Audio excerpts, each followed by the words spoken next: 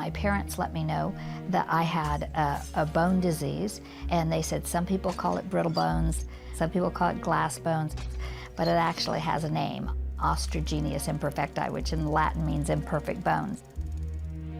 Several times a year, I was breaking another bone, and I didn't have to do much to break a bone either. I did not have a personal relationship with God. And one of the reasons I didn't was because I deliberately set myself to oppose God. And I think it was because of well-meaning Christians. They would come and go, oh, you must be so special to God, you know, if he would do this to you. Every time somebody would say that, I think there was a natural tendency that you would blame God. And you go, you know, if this is the loving one that I'm supposed to trust, I don't really trust him. When I was 10 years old, my mom said the Lord had really encouraged her heart that he was going to heal me. But I continued to break bones, and the years passed, and I could not understand, well, if God was going to, why didn't he get on with it? My idea of being healed was I wouldn't have to sit in the wheelchair anymore.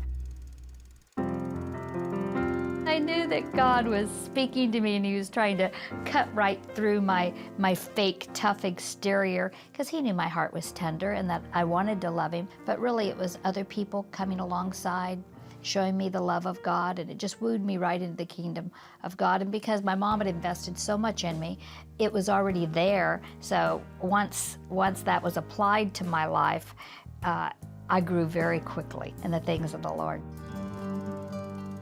One night we had a Bible study in our home, and this missionary from Mexico came, and he saw me kind of hobbling around. And he came up to me and he says, Jesus would like to heal you now. And there was something so strong and tangible that hope leapt on the inside of me. I mean, it almost choked me. It was just so overwhelming, a presence. I just said, I'd like some of that. You know, I want that. And would you pray over me? And it was already late in the evening, and he wasn't being ungracious, but he said, you know, he says, next time I see you, we'll do it. And for me, it was so hard to handle that night. In all those years, I had never had such tangible hope in my life. But it was a turning point because it was so real to me. I started searching the scriptures. I started feeding myself on the healing testimonies of Jesus and the early church in the book of Acts, and something began to happen. I began, when I would break a bone, I was still breaking bones, I had over 100 breaks at this time.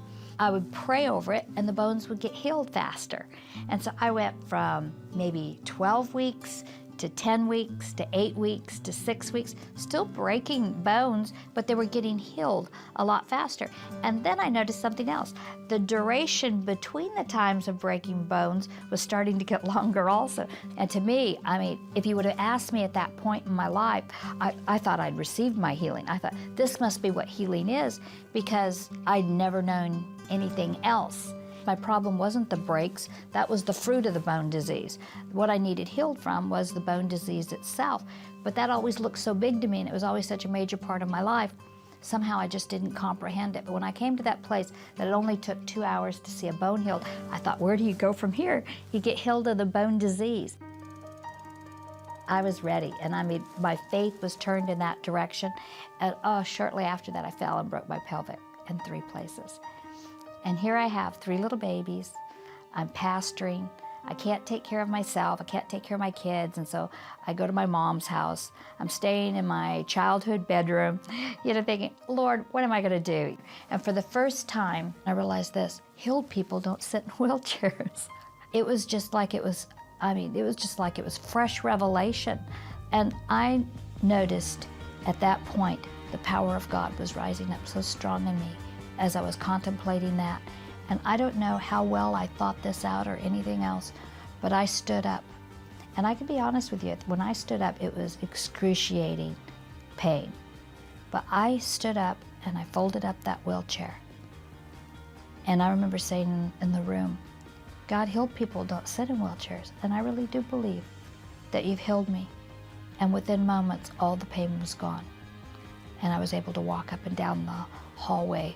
And so I convinced my mom to take me back to the doctors and take another x-ray. It was as if the breaks had never been there. They didn't show up on my body. They were gone forever. And I knew that this time I wasn't healed just from a break. This time I was healed from the bone disease. And that was 29 years ago. And I have not been plagued with that bone disease since. You know, we get used to certain areas of confinement and limitation on our lives, and those become our accepted norm. And we break out of those, and then we move forward, and you just realize that God's ready, but sometimes He's getting us ready. God spent my life proving to me how real He was, and I'd like to spend the rest of my life proving to others how real He is.